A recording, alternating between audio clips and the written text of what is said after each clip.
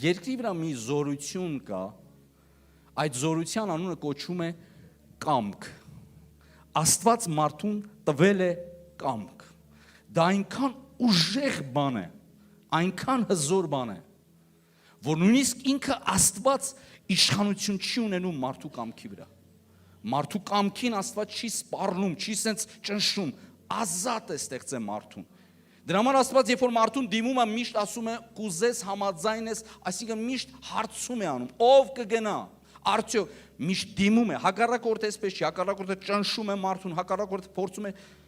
Աստված միշտ հաշվի է նստում այն բանը, օրինակ մարդը որոշում է, ասում է ես մերժում եմ Աստծուն, մերժում է Աստծուն։ Մարդը մերժում է Աստծուն եւ ասում է ես ուզում եմ գնամ դժոխք, այսինքն կամքը այնքան հզոր է, մարդը որոշում է գնամ երկինք թե չէ։ Երբ որ հրեշտակը հայտնվեց Մարիամին, Մարիամի հետ խոսած Հիսուսի մայրը Մարիամի հետ եւ ասեց դու շնորհք ես գտել։ Այս զրույցը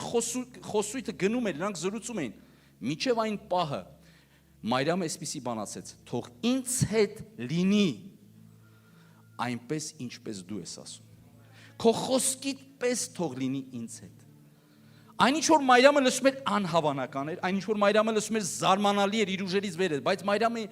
գիտեք ինչ արեց, Մարիամը իր կամքը ներդրեց։ Եվ գրված անմիջապես գրված է եւ հրեշտակը գնաց։ Երբ գնաց հրեշտակը փաստորեն, երբ որ Մարիամը ասեց թող ինձ հետ լինի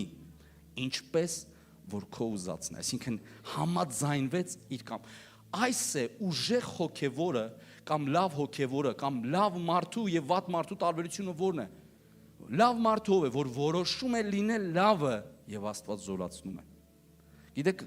լավ մարդ լինելը նախ եւ առաջ մտածելակերպ է։ Բարկացկոտ մարդ լինելը նախ եւ առաջ մտածելակերպ է։ Երբ որ մարդը որոշում է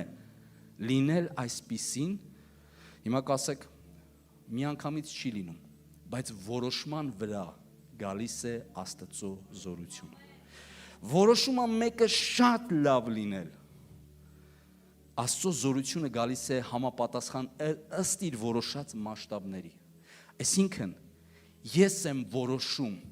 ինչքան ավելի ուժեղ, ինչքան ավելի զորեղ, ինչքան ավելի հոգևոր, ինչքան ավելի օրհնված։ Ես այսօր այն եմ, ինչ որ որոշել եմ տարիներ առաջ։ Ես այսօր այն մտածելակերպի, այն գաղափարի տերն եմ, ինչը որ ժամանակներ առաջ որոշել եմ, որտեղ ժամանակներ առաջ որոշել եմ, դե որ տենց է, ես տենց եմ լինելու։ Եվ ինչ է եղել, այն ինչ որ իմ մտքի մեջ է, նույնը ձևավորում է իմ շուրջը։ Մենք ամեն մարդ որոշումներն է իրան դարձնում ուժեղ եւ հաղթական։ Ինչի հաշվի, մի քիչ կոպիտ է այս բառը, որովհետեւ Աստծո զորությունը սպասում է այս մարդու կամքին։ Տեր, ես որոշում եմ լինել այլևս այսպիսին։ Սա է տարբերությունը։ Ոչ թե Աստված իր զորությունը ինչ որ մեկերին նայում է եւ ասում է սրան շատ կզորացնեմ, այս մեկս չգիտեմ, մի ուրիշ մեկն է էլիս։ Աստված մեկերին նայում է, ասենց հավանում է, սիրտը քաշում է։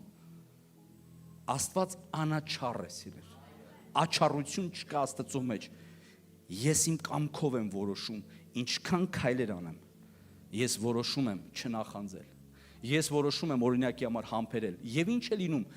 Աստծո զորությունը գալիս է իմ որոշումների վրա։ Եվ ես տեսնում եմ, անում եմ, կարողություն ունեմ անելու մի բան,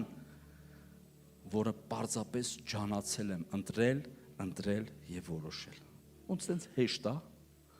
որովհետեւ մարդը անուժ է առանց Աստծո հոգու եւ Աստծո զորության։ Երբ որ խոսում ենք Սուրբ Հոգու զորության մասին, հենց այդ է Սուրբ Հոգու զորությունը, որ Սուրբ Հոգին գալիս է զորացնելու, բայց ինչը